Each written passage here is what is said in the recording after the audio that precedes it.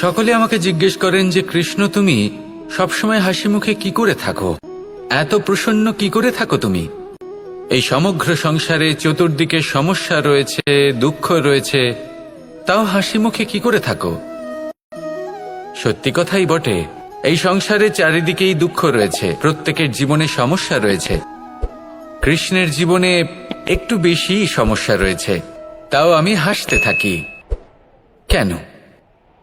কারণ হলো প্রেম। আমার সমস্ত মনোযোগ কেন্দ্রীভূত থাকে সেই প্রেমের প্রতি যা আমি পেয়ে থাকি। যেমন রাধার প্রেম, দ্বারকার প্রেম, দাদার প্রেম, স্ত্রীর প্রেম, পুত্রের প্রেম, মাতা পিতার প্রেম আদি ইত্যাদি। আমার মনোযোগ এই প্রেমের প্রতি কেন্দ্রীভূত থাকে। আর যখনই আমি এই প্রেমের কথা স্মরণ করি, মুখে দুশ্চিন্তা অথবা দুঃখের আবেগ দেখা অসম্ভব ব্যাপার। শুধু এটাই হলো রহস্য কৃষ্ণের হাসি মুখে থাকার, তার হাসির রহস্য। আপনিও জীবনে এটাই করুন। আপনি জীবনে যে ভালোবাসা পেয়েছেন তার প্রতি মনোনিবেশ করুন। ধন্যবাদ জানান সেই প্রেমকে, ধন্যবাদ জানান সেই সকল ছোট ছোট বস্তুকে যা আপনি জীবনে পেয়েছেন। আমি নিশ্চিত রূপে বলতে পারি যে আপনার সমস্ত জীবন বদলে যাবে। সংকল্প করুন যে আপনি এই জীবনে শুধু প্রেম বিতরণ করবেন। এই মন জীবনের প্রত্যেক মুহূর্তে প্রসন্ন থাকবে। কথায় আছে, অন্ধকারে প্রদীপ প্রজ্বলিত করলে চতুর্দিক আলোকিত হয়। কিন্তু যদি এই প্রদীপ আমি সূর্যের আলোর সম্মুখে সকালবেলায় প্রজ্বলিত করে রেখে দিই, তাহলে কি হবে? আপনি বলবেন যে এটা করে তো কোনো লাভই হলো না।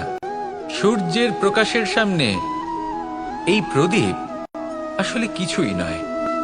এবার এই চিন্তা ভাবনা প্রত্যেক দিন করতে হবে, আর একটা অমূল্য শিক্ষা পেতে হবে। মনে করুন যে আপনি মহাপুরুষের সামনে বসে আছেন, কোনো মহাজ্ঞানীর সামনে, তাহলে সেই ব্যক্তির সামনে নিজের জ্ঞানের প্রদীপ প্রজ্বলিত করবেন না, নীরব থাকুন। আর সেই ব্যক্তির সূর্যের প্রকাশের মতো জ্ঞান প্রাপ্ত করুন। যতটা পারবেন জ্ঞান লাভ করুন। যদি এমন কোনো সময়, এমন কোনো স্থানে আপনি আছেন যেখানে চতুর্দিক অন্ধকার, কারোর কাছেই জ্ঞান নেই, সেখানে নিজের জ্ঞানের প্রদীপ প্রজ্বলিত করুন। এমন করলে দুদিক থেকেই আপনার লাভ হবে। আপনার জ্ঞান প্রাপ্তিও হবে, আর জ্ঞানের সঠিক প্রয়োগও করতে পারবেন। কখনো কোনো বৃক্ষকে দেখেছেন? এই ধরিত্রী থেকে ততটুকুই জল নেয় যতটুকু তার প্রয়োজন। কোনো প্রাণীকে দেখুন, এই প্রকৃতি থেকে ততটুকুই খাবার গ্রহণ করবে যতটুকু তার খিদে রয়েছে। খিদে মিটে গেলে আর খাবে না। এবার মনুষ্যকে দেখুন, সে নিজের জীবনে যা কিছু পেয়েছে, বস্তু, ধন, খাবার, শক্তি, প্রয়োজনের থেকে অনেক বেশি লাভ করার চেষ্টা করে থাকে। প্রয়োজনের থেকে বেশি যদি পেয়েও যায়, তাহলেও তার কম মনে হয়। এবার এরকম ঠিক কেন হয়? এর পিছনের কারণ কি? কারণ হলো লোভ। লোভের আগুন কিছু এমন হয়, যদি মানুষের মনে একবার প্রজ্বলিত হয় তাহলে শুধু বাড়তেই থাকে। ততক্ষণ বাড়বে যতক্ষণ না আপনি নিজে তাকে বাধা দিচ্ছেন। তবে এই লোভের আগুন নিয়ন্ত্রণ করা সম্ভব। পরিমিতিবোধ, পরিমিতিবোধের চিন্তা। আপনাকে শুধু নিজেকে একটা সরল প্রশ্ন করতে হবে। যখনই মনের মধ্যে কোনো বস্তুর প্রতি, শক্তির প্রতি, ধনের প্রতি, ভোজনের প্রতি লোভ বেড়ে যায়, নিজেকে প্রশ্ন করুন, এটা কি আমার কাছে ততটাই প্রয়োজনীয় যতটা একটা বৃক্ষের কাছে জল, যতটা একটা প্রাণীর কাছে ভোজন? এটা কি ততটাই প্রয়োজনীয়?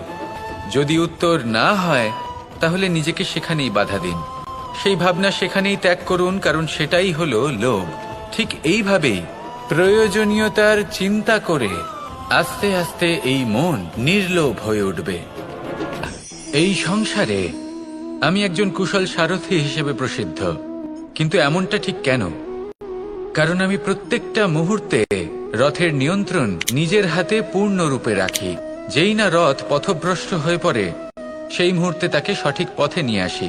শুধু সেই জন্য সবাই আমাকে কুশল সারথি বলেন। এবার আপনাকেও আপনার জীবনে কুশল সারথি হয়ে উঠতে হবে।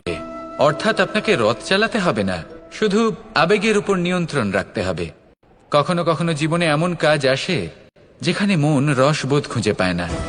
তখন মন বারংবার সেই পথ থেকে সরে যায়, সেই পথ থেকে বিচলিত হয়ে মন অন্যদিকে চলে যায়।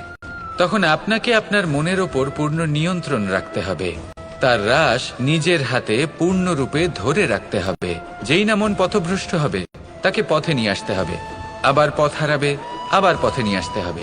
তাই মনে রাখবেন, যদি আপনি নিজের মনকে নিয়ন্ত্রণ করতে পারেন, নিজের জীবনকেও নিয়ন্ত্রণ করতে পারবেন। নিজের জীবনে কুশল সারথি হয়ে উঠুন, তাহলে মনোবাঞ্ছিত স্থানে এবং লক্ষ্যে পৌঁছতে পারবে। আর তখন এই মন আর এই জীবন প্রসন্ন হয়ে বলবে, রাধা রাধা।